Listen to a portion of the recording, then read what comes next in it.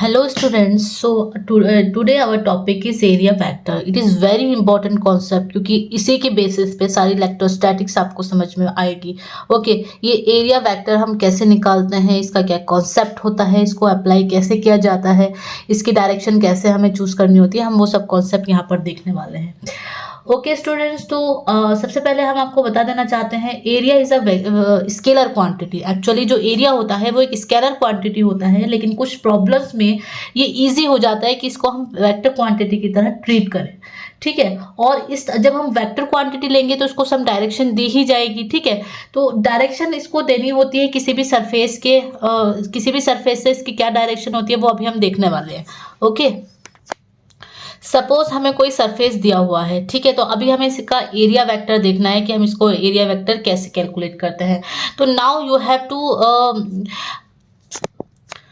divide this given area into a large number of very small area elements. Suppose this is here we have divided this all the surface in a very small area element. Okay, this is the area element. Okay students, and इस area element को हम planar की तरह use करते हैं क्योंकि हमें पता है कि जो प्लेनर होता है उसका जो ओरिएंटेशन होता है प्लेन का वो क्या होता है, नॉर्मल होता है प्लेन के. ठीक है ना, सपोज ये कोई प्लेन है तो जो इसका ओरिएंटेशन होगा वो उसके नॉर्मल होगा. ओके, लेकिन यहाँ पर एक और बात समझने की है कि अगर कोई भी चीज़ नॉर्मल है तो उसकी भी दो डायरेक्शन होती है, या तो आउटवर्ड होगा या फिर इनवर्ड होगा, है ना. We have two direction here. तो अब हमें देखना है कि इसको कैसे डिसाइड करना है कि हमारा एरिया वेक्टर अवे होगा या फिर इनवर्ड होगा. तो एक्चुअली क्या होता है कि जो नॉर्मल होता है वो जो एरिया वेक्टर होता है इसको हम अवे रखते हैं, अवे फ्रॉम द सरफेस. यानी the vector associated with every area element of a closed surface is taken to be in the direction of the outward normal. Okay student, तो यहाँ पर जो हम इसका एरिया वेक्टर लेने वाले हैं उसकी डायरेक्शन हमने इधर लेनी है, आउटवर्ड डायरेक्शन, आउटवर्ड नॉर्मल. ठीक है, तो इसको हम लिखते कैसे हैं, this is area vector del S is equal to unit vector along the normal. ठीक है, and this is magnitude of area element. Okay, and the direction of this unit vector in the direction of outward drawn normal to that point, that is this. ठीक है, अभी इस case में देखिएगा इसमें भी सेम डायरेक्शन होगी. ठीक है ना, this is unit vector and then area vector would be del S is equal to n cap and magnitude of area vector.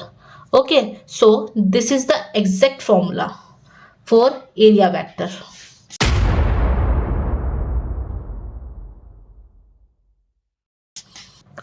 So our next point is electric flux.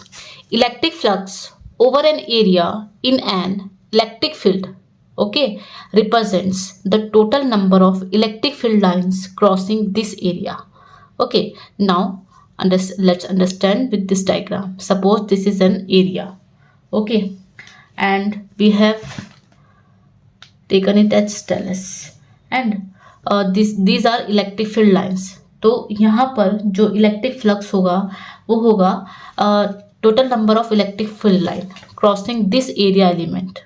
Okay, and जो direction होगी इसकी unit vector क्या होगा, N cap. ठीक है, तो this is the electric flux for this area.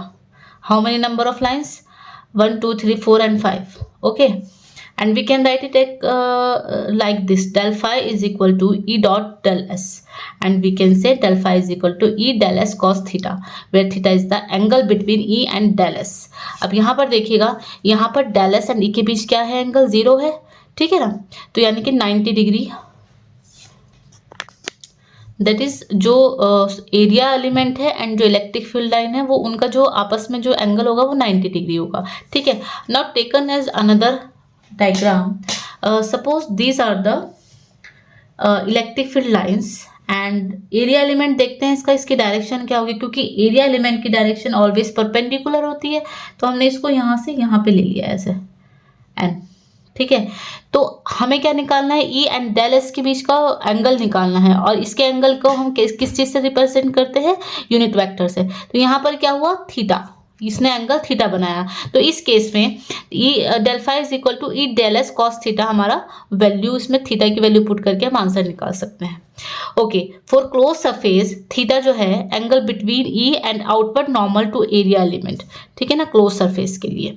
अच्छा, यहाँ पर एक चीज देखिए, del phi is equal to E dot del S है, इसको हम लिख सकते हैं E del S cos theta, या इसको हम डेल एस को कॉस थीटा के साथ अगर लगा देते हैं तो इसका मतलब होता है कि जो इलेक्ट्रिक फील्ड है E times the projection of area normal to E, the projection of area, this is projection of area normal to E times होगा ये। एंड अगर हमने इसको कॉस थीटा को ई के साथ लगाया है तो it means the component of E along normal to the area, यहाँ पर कंपोनेंट ऑफ ई होगा, यहाँ पर ई होगा। ओके, अच्छा यहाँ पर देखिए मैक्सिमम इलेक्ट्रिक फ्लक्स कब होगा, when E is normal, E जब नॉर्मल होगा, यानी कि एंगल कितना होगा, theta is equal to 0 degree. Okay, तो इसमें इलेक्ट्रिक फ्लक्स मैक्सिमम होगा। ओके, 0 कब होगा electric flux, electric flux would be 0 when theta would be 90 degree, theta is equal to 90 degree, ठीक है। तो ये आपका क्या होगा, 0, इलेक्ट्रिक फ्लक्स 0, ठीक है। और अगर हम इसको थीटा को ग्रेटर देन 90 डिग्री कर लें तो इस केस में ये नेगेटिव आएगा, negative electric flux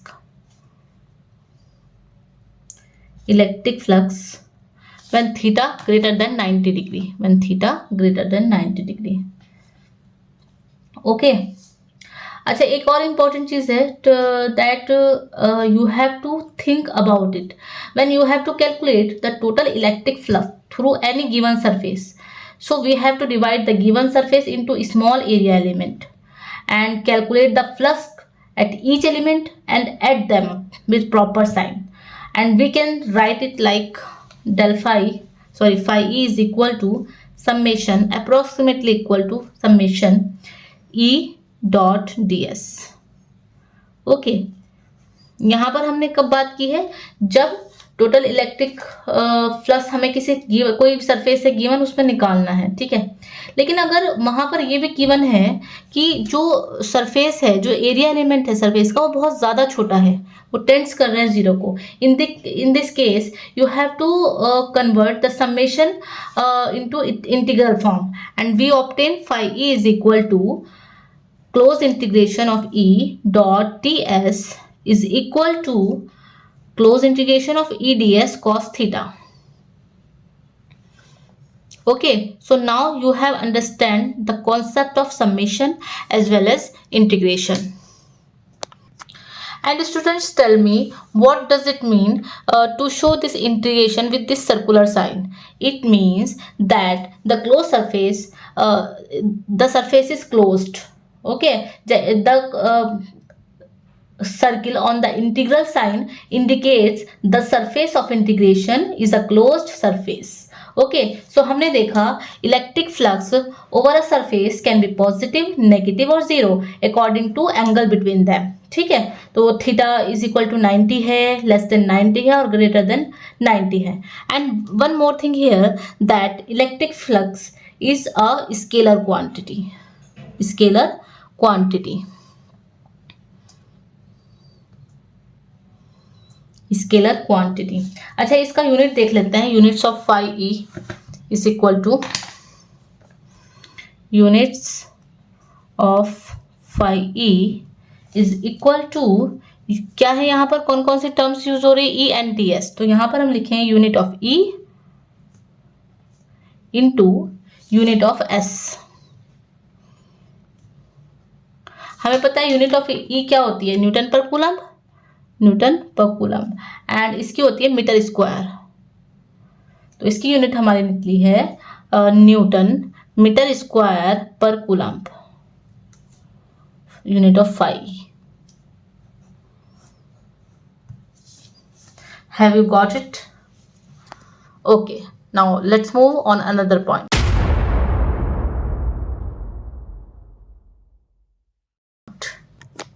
Now students, it is very interesting topic, that is Gauss law in electrostatics. Okay, so we will understand by the definition as well as by the diagram. Okay, so the surface integral of E electric field produced by any source over any closed surface S enclosing a volume V in vacuum. ठीक है, सबसे पहले हम इसको देखते हैं. ठीक है, कि जो सरफेस इंटीग्रल है of E, this is E, electric field line कहाँ से, ये है इस डायरेक्शन में.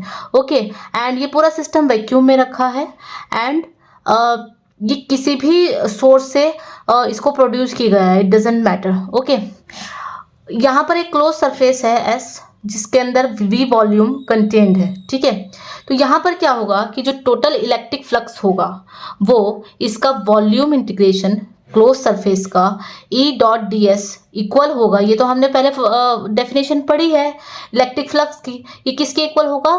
Charge, total charge upon epsilon not, that is total electric flux over the close surface S in vacuum is 1 upon epsilon naught times the total charge and contained inside S. ठीक है, ये बात आपको बिल्कुल ध्यान में रखनी है कि चार्ज इनसाइड वाला देखना है, आउटसाइड वाला यहाँ पर कोई वर्क नहीं करने वाला है.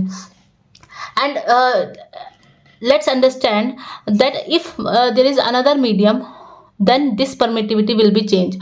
Okay, now in this case we are talking about the vacuum. Okay, so it is the total electric flux equal to 1 upon epsilon naught times of charge enclosed by it, and it is a closed surface. And students, the charges inside S may be point charges or even continuous charge distribution. There is no contribution to total electric flux from the charges outside S. Okay, and the location of Q inside S does not affect the value of surface integral. ठीक है ना, ये position कहीं पर भी हो सकती है क्योंकि ये R से इंडिपेंडेंट है, तो इसलिए पोजीशन पे डिपेंड नहीं करता है. Okay, the surface chosen to calculate the surface integral is called Gaussian surface. जहाँ से जिस सरफेस के थ्रू हम सरफेस इंटीग्रल निकालना है, उस सरफेस को गॉसियन सरफेस कहते हैं. तो जब हम गॉसियन सरफेस को सेलेक्ट करते हैं तो हमें ये ध्यान रखना चाहिए कि इस सरफेस पे कोई चार्ज नहीं होना चाहिए. ओके, और अगर इस सरफेस के अंदर मल्टीपल चार्जेस हैं तो जो इलेक्ट्रिक फ्लक्स आएगा, जो गॉस थ्योरम होगी, वो कन्वर्ट हो जाएगी like this, summation I is equal to 1 to n and Q I upon epsilon naught. Okay students, and अगर इसमें चार्ज कोई नहीं है सरफेस के अंदर, ठीक है, क्योंकि फाई हमने देखा क्यू अपॉन एप्सिलॉन नॉट, जब क्यू बराबर 0 होगा तो यहाँ पर इलेक्ट्रिक फ्लक्स भी उसका 0 हो जाएगा. तो हमने देखा कि the total electric flux through a close surface is 0 if no charge is enclosed by the surface, and also when algebraic sum of all the charges enclosed by the surface is 0. That is, अगर आप यहाँ पर सभी charges को रख रहे हैं और उनका समेशन 0 आ रहा है, in that case also electric flux would be equal to 0.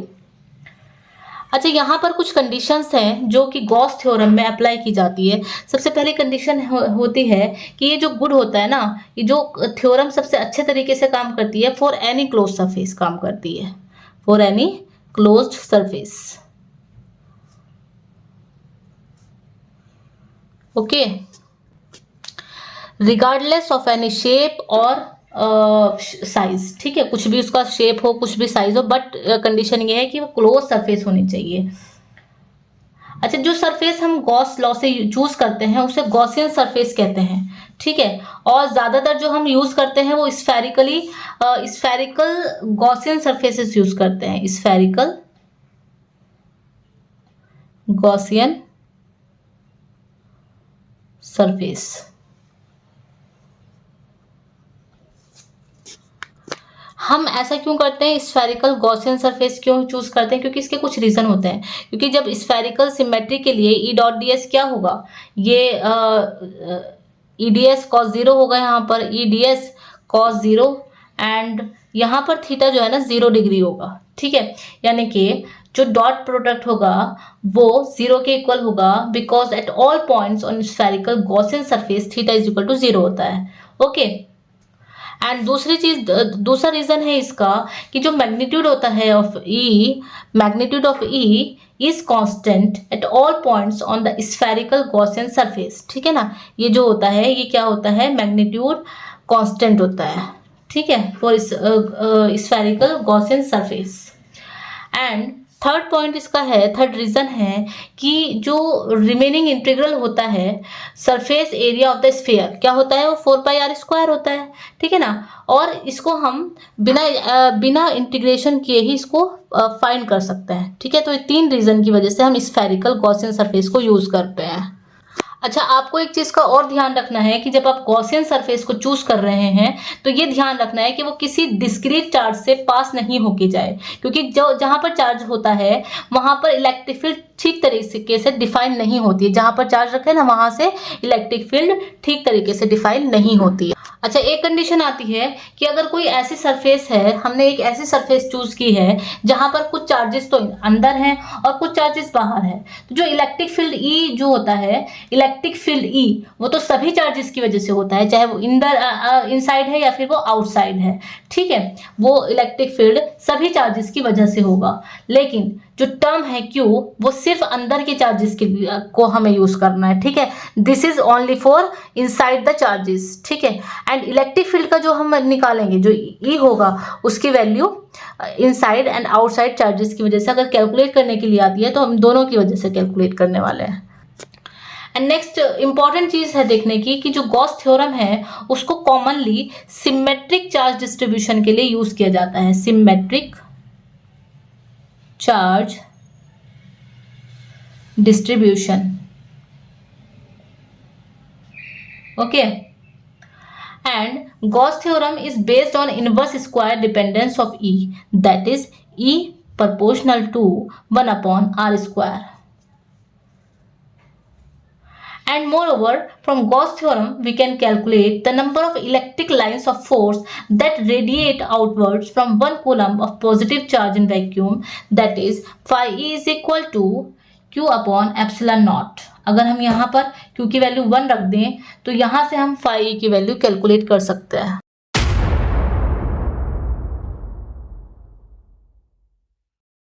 Now our next topic is application of Gauss theorem, and we will find field due to an infinitely long straight uniformly charged wire. Okay, now consider an infinitely long thin wire with uniform linear charge density lambda. Okay, and we have to calculate field due to this wire at any point P. And we consider a pair of line element P1 and P2 of the wire at equal distances of either side of the arbitrary origin O. This is an arbitrary origin O. Okay, and we have considered this equal distances. Okay, and now see electric field due to this point P1 is E1, and due to this point P2 is E2, due to the two line elements, वो यहाँ पर हमने we have shown in this figure, okay, and their component normal to the radius vector OP is equal to R. देखिए ये यहाँ से electric field इस direction में जा रही है तो इसके दो कंपोनेंट होंगे, the first one is this component and another one is this component, okay. And now see from this point P2 electric field is in direction, it has two component, this one and this one, so this will adding up and this will cancel out to each other, क्योंकि इनका direction अलग है, equal and opposite है, तो ये it will cancel out, and this component along OP will add, and therefore resultant component will radial, okay. ये radial होगा मतलब रेडियस की तरफ से जा रहा है, okay, and that is total field at any point P is radial, okay. देखिए as the wire is infinite, electric field does depend upon distance of point from the wire on that, okay, but not on the position of P, okay. इस distance पे तो depend करती है क्योंकि ये infinite wire है, but does not depend on the position of P, okay. Electric field at every point in the plane cutting the wire normally is radial and its magnitude depends only on the radial distance r. Radial का मतलब है कि जो भी इसका, क्योंकि जो इसकी वजह से जो इलेक्ट्रिक फील्ड मिल रही है उसके कंपोनेंट एक दूसरे से कैंसिल आउट हो रहे हैं, तो जो कंपोनेंट ऐड हो रहा है जो काम का है वो सिर्फ रेडियली डिपेंड कर रहा है, ठीक है ना, रेडियस पे डिपेंड कर रहा है। तो इसलिए हमने यहाँ पर कहा है कि जो मैग्नीट्यूड है depends only on the radial distance R, okay. Student, इस डायग्राम से हमने देखा कि जो इलेक्ट्रिक फील्ड होगी वो रेडियली कैसे डिपेंड करती है ना, क्योंकि हम तो इस पॉइंट से निकाल रहे थे लेकिन फिर भी ये रेडियली डिपेंड कर रही है, तो सिर्फ एक समझाने के लिए हमने डायग्राम बनाया था। अभी हम एक दूसरा केस पढ़ते हैं जहाँ पे हम फील्ड निकालेंगे due to an infinitely long straight uniformly charged wire, okay. So now come to the point. Let us consider a right circular close cylinder of radius r and length L with the infinitely long line of charge as its axis, okay. The magnitude of electric intensity E at every point on the curved surface of the cylinder is the same because all such points are the same distance from the line charge in this position. This is curved surface, okay. यहाँ से electric field और R का distance सभी point पर same होगा, okay. So E and unit vector n cap is unit vector will be along outward normal to curved surface, दोनों है ना, दोनों सेम डायरेक्शन में हो रहे हैं, okay. E and n in this curved surface the direction of E and n are in the same direction, okay, that is theta between them is 0 degree. तो यहाँ से हम देखते हैं हमने क्या पढ़ा था उसके बारे में, गॉस, हम यहाँ गॉस लॉ के थ्रू हम इसको देखें। तो सबसे पहले हम इलेक्ट्रिक फ्लक्स निकालेंगे over the curve surface area. Electric flux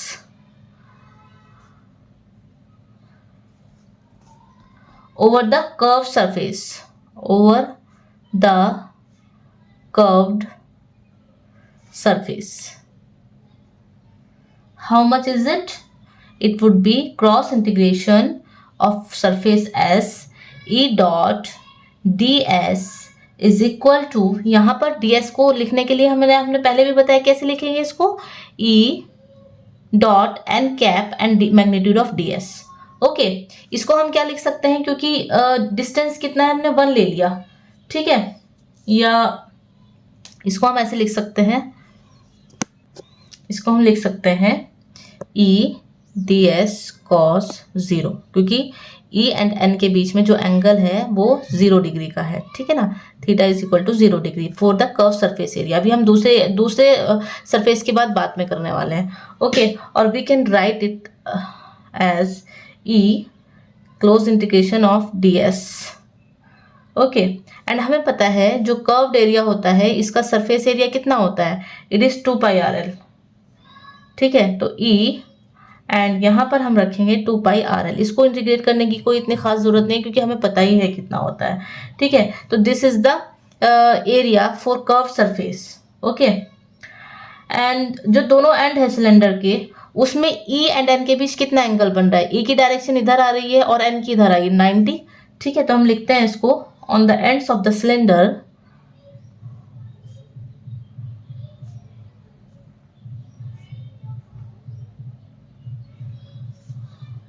angle कितना बन रहा है इसमें, theta between E and unit vector is 90 degree. तो इन दिस केस अब देखिए यहाँ पर एक चीज और डिपेंड करती है, क्योंकि ये एक यूनिफॉर्मली चार्ज्ड वायर है, ठीक है। तो यहाँ पर हम क्या लेंगे, यहाँ पर एक लीनियर डेंसिटी वाली टर्म यूज होने वाली है। तो चार्ज कैसे हम इस पे निकालेंगे, लीनियर डेंसिटी क्या होती है, charge per unit length, dl कर दो इसको, ठीक है। और यहाँ से अगर हम लें तो Q is equal to lambda and L हो जाएगा, ओके। तो अब हमने क्या करना है,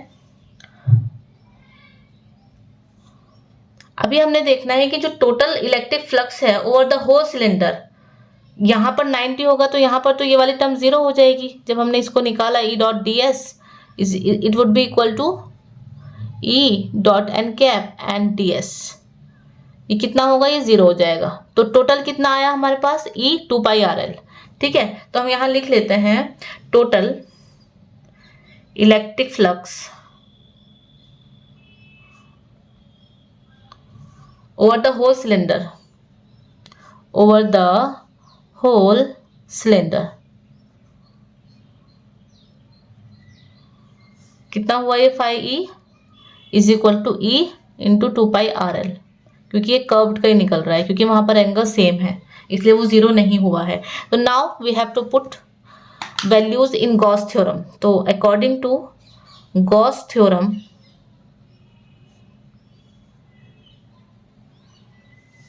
क्या होती है Gauss theorem, phi is equal to q upon epsilon naught. And now we have to put all the values. phi is equal to e into 2 pi R L and q is lambda l and upon epsilon naught. So from here we have calculated, we have derived the formula for 1 upon 2 pi epsilon naught and lambda upon r. So now we have derived the formula for electric field for charged infinitely long uniformly charged wire. Okay, so from this we have observed that E is inversely proportional to R. Okay, and see, if lambda greater than 0, if lambda greater than 0, that is positive, the direction of electric field at every point is radially outward. ठीक है, if lambda greater than 0, तो जो direction होगी electric field की वो कहाँ पर होगी, at every point radially outwards, radially outwards. And also if lambda less than 0, that is negative, then it would be radially inward.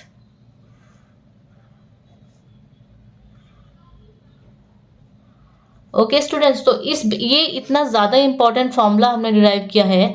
इस पे न्यूमेरिकल बिल्कुल आपसे हर एग्जाम में इसमें आपसे पूछा जाएगा, जहाँ पर भी इलेक्ट्रोस्टैटिक आपके सिलेबस में होगा तो इस टाइप का क्वेश्चन, इस क्वेश्चन पे, इस फॉर्मूला पे बेस्ड क्वेश्चन आपका बहुत ज़्यादा चांसेस होते हैं कि इस पे आपको न्यूमेरिकल मिल जाता है। नाउ स्टूडेंट्स, हम मूव करते हैं नेक्स्ट एप्लीकेशन पे। तो हमें फाइंड आउट करना है electric field intensity due to a uniformly charged spherically shell. तो सबसे पहले हमें इसमें केसेस लेने हैं। फर्स्ट केस होगा field outside the shell. Okay, now consider a thin spherical shell of radius r with center O. Let a charge plus q, this is plus q, is distributed uniformly over the surface of the shell. Okay, and to calculate electric field intensity at any point P, this is point P,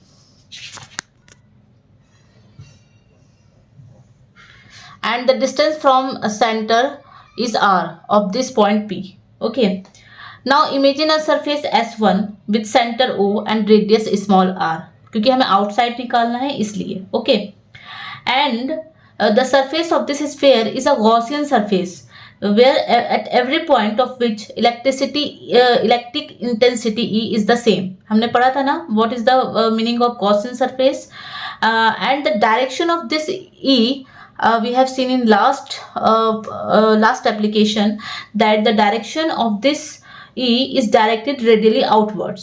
Okay, and this n is the unit vector, and the angle between this E and unit vector is what? It is 0 degree.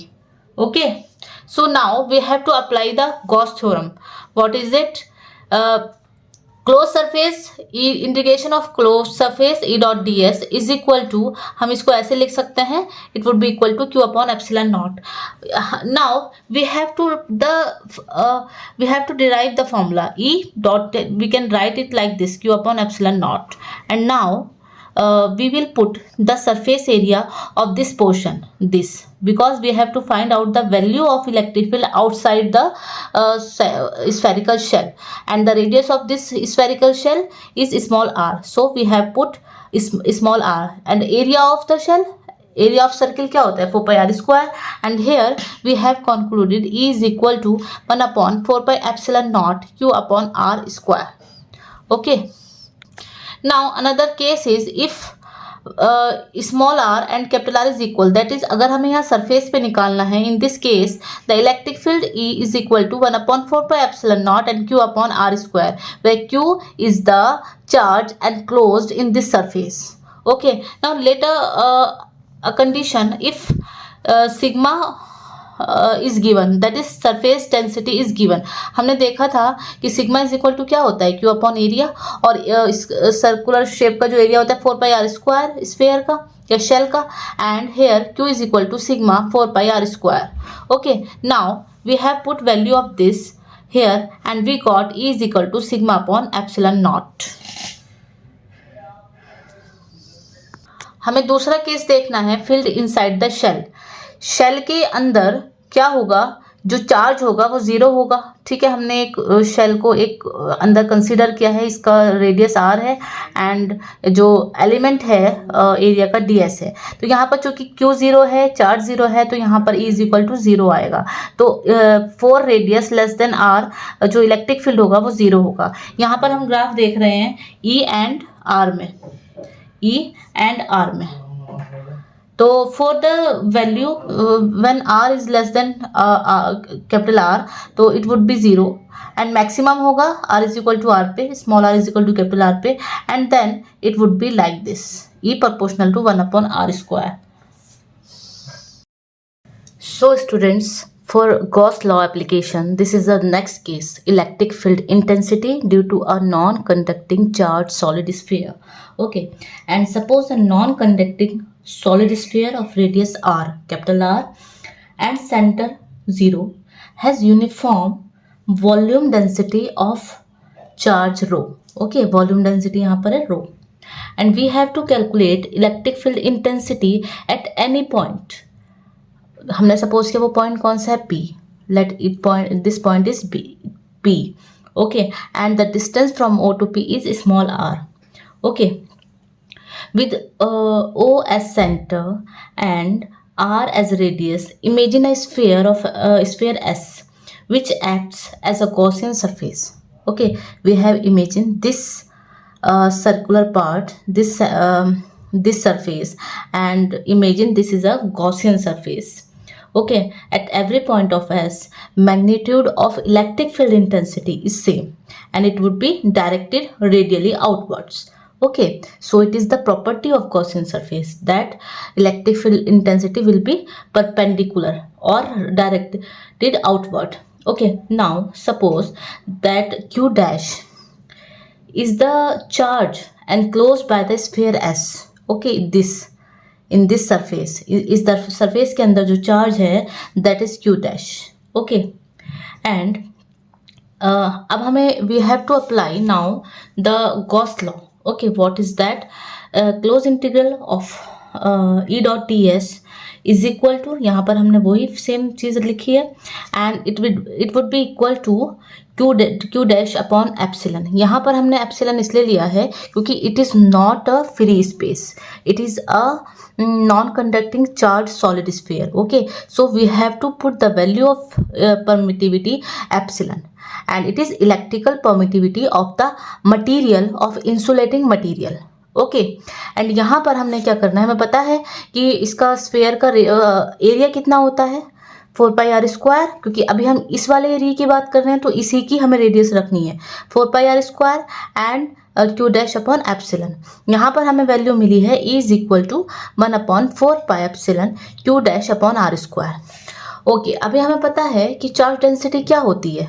Charge density हमने लिखा था rho is equal to charge upon volume. Okay, तो यहाँ से अगर हमें charge निकालना है then it would be equal to volume into charge density. Okay, now we have to put the values in this formula and Q dash would be equal to volume होता है sphere का 4/3 पाई r cube. क्योंकि अभी हम इस वाले circular part की बात कर रहे हैं तो इसमें रेडियस भी इसी की आनी है. ओके तो यहाँ पर हमने वैल्यूज पुट किया और यहाँ पे इस वैल्यू को क्यू डैश की वैल्यू को हमने इसको इक्वेशन 1 मान लेते हैं और इसमें हमने इसको पुट कर दिया। ओके जब हमने इसमें इसको पुट किया तो काफ़ी सारी टर्म्स कैंसिल हो रही हैं एक दूसरे के साथ। Okay and R square this and remaining part हमारा मिल रहा है E is equal to R rho upon 3 epsilon. ठीक है तो यहाँ से हमने देखा जो इलेक्ट्रिक फील्ड इंटेंसिटी है वो डायरेक्टली प्रोपोर्शनल है आर के। Okay or we can say that electric intensity at any point inside a non-conducting charged solid sphere varies directly as the distance of the point from the center of the sphere। Okay तो यहाँ पर ये confusion create ना हो तो हमें इसलिए इस चीज़ को ध्यान रखना है कि it is directly proportional to R. अभी हम देखते हैं कि अगर हम आर की वैल्यू दैट इज रेडियस अगर 0 हो जाए यहाँ पर, अगर यहाँ पर रेडियस 0 कर दें तो ई की वैल्यू क्या आएगी 0 निकल के आएगी। यहाँ आर 0 रखा, यहाँ पर आर की वैल्यू 0 रखी है तो यहाँ पर ई इज इक्वल टू 0 हमें मिल जाएगा। अच्छा सरफेस पे देखते हैं, अगर स्मॉल आर को कैपिटल आर कर दे दैट इज इस सरफेस पे अगर हम देख रहे हैं तो हमें मैक्सिमम वैल्यू मिलेगी और यहाँ पर only small R will be replaced by capital R. Okay and E is equal to capital R rho upon 3 epsilon, this will be maximum value. Okay and अगर हमें आउटसाइड ऑफ स्फीयर निकालना है जो हमने लास्ट केस में भी देखा है वो सभी में 1 अपॉन आर स्क्वायर के प्रोपोर्शनल होता है। ओके अगर हम ग्राफ देखें तो inside the sphere it would be directly proportional to R and at small R is equal to capital R that is at surface E would be maximum. Okay and outside it would be inversely proportional to the square of the distance. Okay so numericals में इस तरह के conceptual questions आपसे पूछे जाएंगे। अगर आपने derivation किया है, अगर आपने इसको बहुत अच्छे से समझा है तो आपको न्यूमेरिकल निकालने में ज़रा सी भी प्रॉब्लम नहीं होगी। लेकिन अगर यहीं पर थोड़ा सा भी कन्फ्यूजन होगा तो वहाँ पे आपको काफ़ी सारी डिफ़िकल्टीज फेस करनी पड़ सकती है। Now students, let's move another application, that is electric field intensity due to a thin infinite plane sheet of charge. Okay, now consider a thin infinite plane sheet of charge. Let sigma be the surface density of charge on the sheet. Okay, this is, and we have to calculate electric field intensity at any point P, that is यहाँ पर। okay, जो कि एक perpendicular distance है sheets और इसका distance हमने r माना है। Okay so now from symmetry we find that electric field intensity on either side of the sheet must be perpendicular to the plane of the sheet having same magnitude at all points equidistance from the sheet, that is this from all point at distance r it would be same. Okay and opposite direction में होगी लेकिन मतलब हर point पे same होगी। अब यहाँ पर हमने क्या करना है, एक सिलेंड्रिकल शेप या सिलेंडर को हमें कंसीडर करना है। ठीक है, जिसका जो क्रॉस सेक्शनल एरिया है वो ds है, कहाँ पर P पॉइंट पे। ठीक है ना, क्योंकि हमें यहाँ पर निकालना है तो इस शीट से होता हुआ हमने ds क्रॉस सेक्शनल का एक एरिया कंसीडर किया है और यहाँ से यहाँ तक कौन सी शेप बन रही है, सिलेंड्रिकल शेप बन रही है। ओके जो कि पियर्स कर रही है इस शीट के थ्रू। ठीक है and at the two cylindrical edges that is P and Q, यहाँ पर क्या हम देख रहे हैं कि यहाँ पर E एंड यूनिट नॉर्मल जो हैं वो एक दूसरे के पैरेलल हैं। ओके एंड जब ये दोनों पैरेलल होंगे तो यहाँ पर हम क्या करेंगे, इलेक्ट्रिक फ्लक्स निकालेंगे। अभी हम सबसे पहले इसके लिए निकाल रहे हैं, सिंगल के लिए निकालेंगे। ठीक है, और दोनों क्योंकि सेम है तो फिर हम इसको ऐड कर देंगे। तो हमने डायरेक्टली ले लिया 2E dot unit vector ds and it would be equal to 2E ds, क्योंकि क्रॉस सेक्शनल भी सेम है एंड डिस्टेंस भी सेम है। वैसे डिस्टेंस का तो यहाँ पे फिलहाल अभी हमने डायरेक्ट यूज़ नहीं किया है। तो ये तो हमने लिया है जो एजेस हैं, सिलेंड्रिकल जो सिलेंडर है उसकी जो एजेस हैं उस पर हमने निकाला तो हमें जो इलेक्ट्रिक फ्लक्स मिला है that is number of electric field lines, वो हमें मिली है 2E ds। और ये ds हमने क्या माना था, एक स्मॉल एरिया एलिमेंट माना था, cross sectional area element. Okay जो कि पियर्स कर रहा है इस शीट को। ठीक है, अभी हमने क्या करना है, अभी जो कर्व सरफेस एरिया है ना ये वाला, यहाँ पर देखना है। अब यहाँ पर देखिए कि एन कैप एंड ई में कौन सा एंगल बन रहा है, 90 डिग्री का बन रहा है, तो एक दूसरे के कैंसिल हो जाएगा। तो यहाँ क्या होगा कि ये वाला जो पार्ट है curve surface area, it would not contribute to the electric flux. ठीक है, that is no contribution to electric flux is made by the curve surface of the cylinder. ठीक है ना, इस सिलेंडर के, ठीक है, जो शीट के थ्रू हमने एक इमेजिन किया है। ओके, तो अब हम देखेंगे कि जो टोटल इलेक्ट्रिक फ्लक्स है ओवर द एंटायर सरफेस, क्योंकि यहाँ कैंसिल हो गया तो क्या होगा, टोटल यही तो होगा जिस पे जो मिल रहा है, तो it would be equal to 2E/ds। And यहाँ पर ds वो एरिया है जो इस सिलेंडर के थ्रू पियर्स कर रहा है इस शीट का। ठीक है, तो इसीलिए हमने यहाँ पर ds लिया है। तो यहाँ पर total charge enclose by the cylinder क्या होगा, क्या होता है, सरफेस चार्ज डेंसिटी क्या होती है, Q अपॉन एंड एरिया। ठीक है ना, सरफेस एरिया। तो यहाँ पर जब हमने वैल्यू रखी तो सिग्मा इंटू यहाँ पर एरिया क्या लिया है, ds लिया है। तो जो टोटल चार्ज होगा जो इस पार्ट में हमें मिलेगा, इतने क्रॉस सेक्शनल एरिया में, इस पॉइंट पर, वो सिग्मा ds होगा। Okay, now we have to apply Gauss law. What is that, phi is equal to 2E/ds। ठीक है, and it is Q upon epsilon naught, ये हमने अप्लाई किया। एंड Q की वैल्यू हमने क्या निकाली, सिग्मा ds, यहाँ पे हमने पुट किया तो हमें मिला है 2E/ds is equal to sigma ds upon epsilon naught, and ds would be cancel out and E is equal to sigma upon 2 epsilon naught. This is final formula. And here we have observed that E is independent of R. This E is independent of R, the distance of the point from the plane charge sheet. Okay, यहाँ पर एक और important चीज़ देखनी है कि अगर sheet के ऊपर जो ये सरफेस चार्ज डेंसिटी है, अगर ये सिग्मा ग्रेटर देन 0 है, ठीक है, यानी कि अगर ये पॉजिटिव है, तो जो इलेक्ट्रिक फील्ड होगी वो यूनिफॉर्म, नॉर्मल एंड आउटवर्ड होगी फ्रॉम द शीट। तो इलेक्ट्रिक फील्ड क्या होगी, it is uniform, normal and outward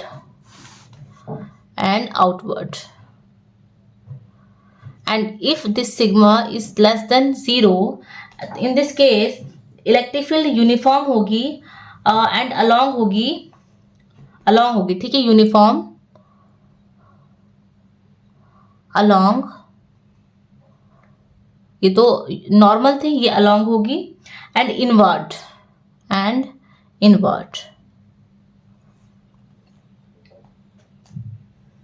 inward normal to the sheet.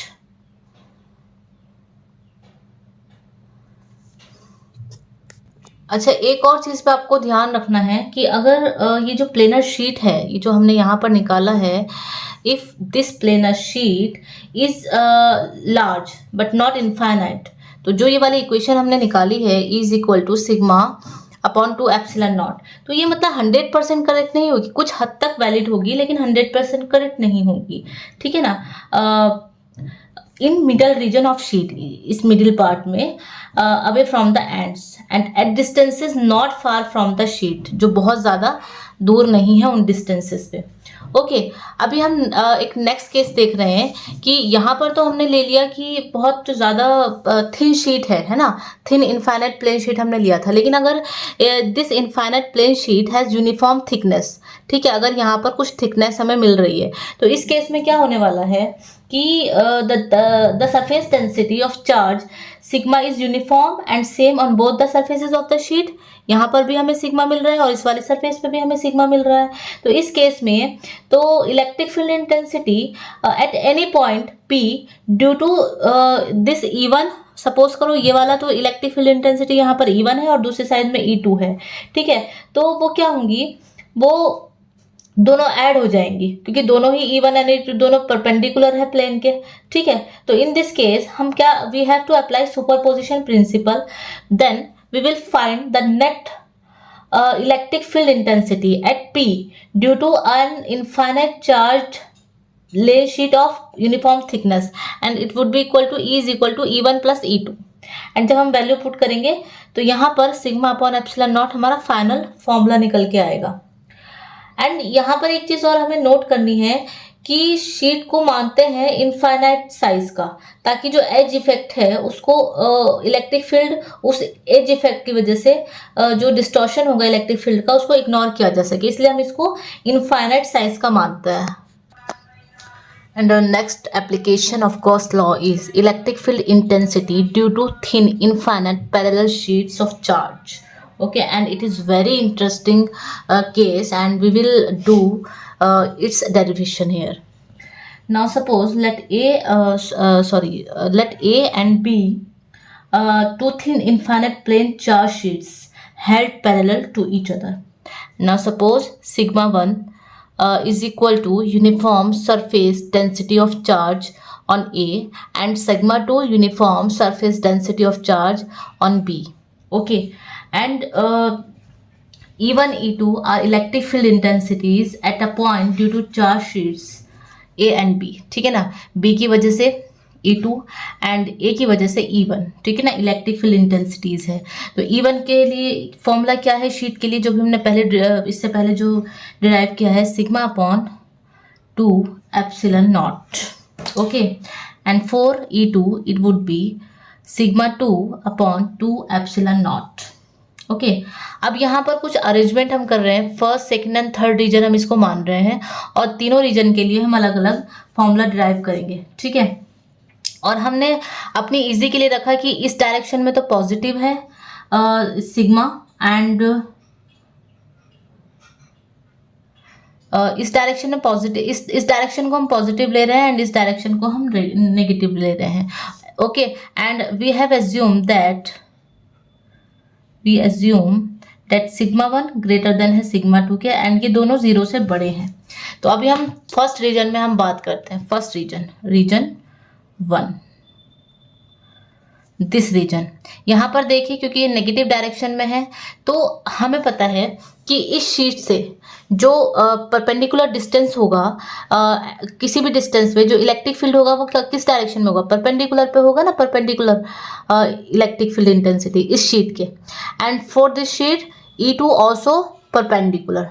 ठीक है, तो यहाँ पर हम देखने वाले हैं कि इस रीजन में E1 इज इक्वल टू क्या होगा. फर्स्ट रीजन में जो टोटल इलेक्ट्रिक फील्ड इंटेंसिटी आएगी उसकी डायरेक्शन देखिए, ये भी नेगेटिव डायरेक्शन में है एंड ये भी डायरेक्शन नेगेटिव डायरेक्शन में है, तो it would be equal to minus E1 and minus E2. Okay, and this would become minus, क्योंकि हमने देखा कि इसकी जो सिग्मा है, इसके लिए जो सिग्मा की वैल्यू है वो हमने नेगेटिव ली है. Okay, and it would become sigma 1 upon 2 epsilon naught, and this is sigma 2 upon 2 epsilon naught, and it would become minus 1 upon 2 epsilon naught sigma 1 plus sigma 2 for region 1, electric field in region 1. Okay, and for second region second में देखते हैं क्या case है. E second क्या आएगा, देखिए दोनों की डायरेक्शन अपोजिट है, तो ये क्या होगा, E1 माइनस E2.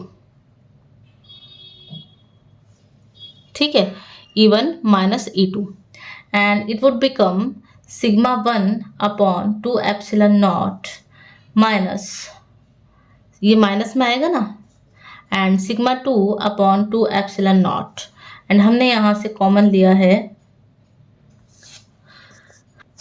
ओके, यहाँ पर हमने सिग्मा 1 नेगेटिव गलत लिया है, क्योंकि इसकी डायरेक्शन ऑलरेडी पॉजिटिव डायरेक्शन में है, तो इसको पॉजिटिव ही लेंगे. Okay, and it would become 1 upon 2 epsilon naught sigma 1 minus sigma 2. Okay, now next case for region third. यहाँ पर देखिए केसेस क्या लग रहे हैं. E third will be equal to, यहाँ डायरेक्शन देखिए, दोनों क्या होगा, ऐड हो जाएगा. E1 प्लस E2 दोनों सेम डायरेक्शन में एंड दोनों पॉजिटिव डायरेक्शन में है, तो यहाँ पर ऐड हो जाएगा sigma upon 2 epsilon not plus sigma 2 upon 2 epsilon naught, and it would become 1 upon 2 epsilon naught and sigma 1 plus sigma 2. Okay, अभी हम अगर इन दोनों को इन सरफेस डेंसिटीज को अगर हम इक्वल मान लें, that is sigma 1 sigma and sigma 2 also sigma, मतलब इक्वल तो है लेकिन चूंकि अपोजिट डायरेक्शन में है तो वैल्यू इसलिए अपोजिट आएगी. तो यानी कि two thin infinite plane sheet with equal and opposite uniform surface densities of charge are held parallel to each other. In this case, यहाँ पर इस केस में क्या होगा, अगर हम सिग्मा 1 फर्स्ट रीजन के लिए अगर सिग्मा 1 और सिग्मा एन 2 नेगेटिव रखें तो ये 0 हो जाएगा। एंड सेकेंड केस के सेकेंड इसमें क्या होगा, इसमें सिग्मा रखा है, इसको ये एट 0 नहीं होगा and it would also be 0। Okay, तो यहाँ पर क्या होगा कि जो सेकेंड रीजन है, अगर हम सिग्मा 1 सिग्मा यानी कि equal and opposite charge density रखें तो सेकेंड रीजन में क्या होगा, ये बन जाएगा 1/2 epsilon naught sigma 1 sigma and this is 2 and it would become 2 sigma upon 2 epsilon and E second region would be sigma upon epsilon naught. That is constant. It is independent of charge density, so it would it is independent of distance, तो इसको हम क्या कहेंगे, constant मान लेंगे। And we can say that field intensity in between such sheets having equal and opposite uniform surface densities of charge become constant. That is, a uniform electric field is produced in between two such sheets and it does not depend upon the distance between the thin sheets. ठीक है, and this is how uniform electric field are produced in practice. Okay, that is it distance पे depend नहीं करती है ना, तो ये constant मानी जाएगी। तो अब हमने जितनी एप्लीकेशंस थी गॉस लॉ की, जितनी इंपॉर्टेंट एप्लीकेशंस थी वो कवर कर ली है। तो यहाँ से हमने एक छोटी सी समरी बनाई है कि जो इलेक्ट्रिक फील्ड इंटेंसिटी है वो डिफरेंट शेप्स के लिए आउटसाइड पर, आउटर पॉइंट पे, एक्सटर्नल पॉइंट पे आर के कैसे डिपेंड करती है, आर से कैसे रिलेट करती है। तो अगर कोई स्फीयर है, चाहे वो सॉलिड हो या हॉलो हो, तो जो आउटसाइड है उस पॉइंट पे इलेक्ट्रिक फील्ड इंटेंसिटी प्रोपोर्शनल होगी 1/r² की, और it is inversely proportional to the square of the distance. Okay, and if the line charge then it would be equal to E inversely proportional to R। Okay, and infinite plane sheet के लिए E does not depend on R। ठीक है, तो ये चीज़ summary आपको बहुत अच्छे से याद रखनी है। स्फीयर चाहे कोई सा भी हो, सॉलिड हो या होलो हो, तो उसमें ये वाला रिलेशन लगना है, लेकिन आउटसाइड के लिए ओनली, इनसाइड के लिए नहीं। इनसाइड के लिए तो हमने प्रूव किया है, डेरिवेट किया है। ठीक है, हमें ओनली आउटसाइड के लिए ये चीज़ देखनी है। ये थोड़ा सेम है, इसलिए इसको हमको अपने दिमाग में रखना है। लाइन चार्ज के लिए proportional to 1/r and infinite plane sheet is independent of R। Okay, तो यहाँ पर हमारा गॉस थ्योरम एंड उसकी एप्लीकेशन पूरी हो चुकी है। अभी नेक्स्ट चैप्टर में हम, नेक्स्ट लेक्चर में हम करने वाले हैं इसके कुछ न्यूमेरिकल्स, कुछ बहुत ज़्यादा इंपॉर्टेंट न्यूमेरिकल्स। तो keep study and work hard.